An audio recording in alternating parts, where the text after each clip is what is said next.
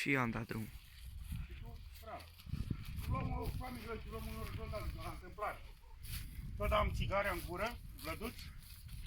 Uite fetele că au ieșit, fetele de pe cale. Ați avut zbor. Au avut zbor, sigur. Așa e, am făcut. Vino încoace. Împachetajul, Lunel Dan cum a zis. Mihai, i-ai dat drumul? Dar camera nu ai? Camera l-am cartat. Hai că tot, uite.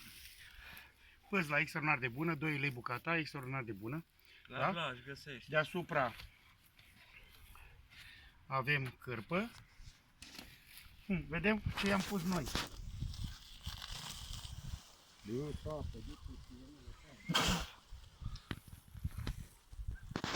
Am mâncat-o toată. Vedeți? Toată. Trebuie fum, că sunt rele.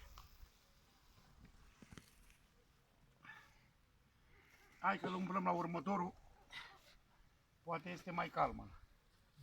Nu se conectează. Tu lucrezi de la dreapta la stânga cu cuibul. Sau ce? Spat cald, mă. Un pat cald în spate. Cald acolo. Hai să luăm pe ăsta. Aici le dați apă? Apă, sigur. Hai să luăm pe ăsta, ca să că i-am deranjat pe altul lângă. Avem și fumul și țigarea. Așa. Uite.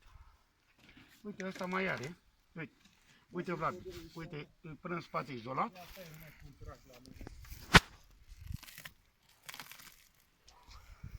Dar nu poți să umble căsărele nenorocire, uite. Nu Da. poți. Nu poți deloc să umbli la ora actuală la ele. Că e pericol. E și ora, E și Mască ora și da. Și... temperatură faină. faină, dar sigur. Ele sunt desfăcute. Nu vezi că s-o dat la mine. Te-a înțepat? Nu, dar Nu, dar nu-l cunosc din cauza. Nu mă sună mai des. ales când aude că ești ungul și ieși din mură, s-o trage de bărbeci sânge. Uite. Ah, ce m-a înțepat. M-a înțepat de urechi, ia uite-l. Auzi aici. Păzește nasul tău. Ce să faci? Asta e munca, meseria. Nu ai ce face. Ești apicultor, muncește, tată. Muncește. Uite unul de deranjat aici, le dăm. Ele sunt bine, hrănite bine. Nu am treabă cu ele, uite. Uite să vedem.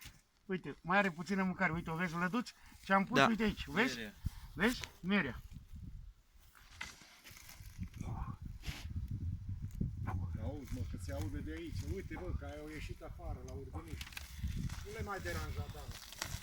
Uite, merea de albine, da? Da. Păcat de ele, uite. Uite-te. Hai, hai, stai. Uite, da? Și mănâncă tot.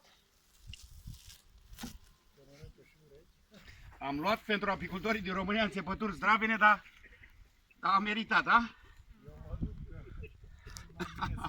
Orba nu-i frică, îl înțeapă, n-are nimic ca orbăne, doar ești apicultor. Da, da, da, Dar eu am vrut să arăt. Murdul din Mureș, ăsta nu-l cunosc al vostru. Așa. Aoleu. Și o familie slabă o luăm. Uite, una care nu e legată cu... Suflă vânt. Va sufla, da, umplă capacele. Umplă capacele. Uite, luăm una de aici. Rele. Asta n-am mâncat atât. N-am mâncat tot ce e slăbuță. Să vedem pe câte rame este. Ia să vedem plăduță.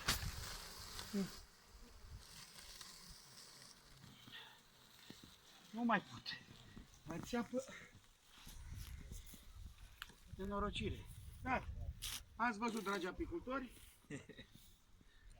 Familia lui Dănuț Puișorul, vă arăt, învățăm, facem treabă și ne aducem aportul cu tehnologia apicole ca să facem treabă la familie de albine, da? Că așa e normal. Ne sună telefoanele, deja au început să cazeze la pensiunea Rustic. Alo, da? Bună seara! Pensiunea Rustic, nu, Dănuț Puișorul.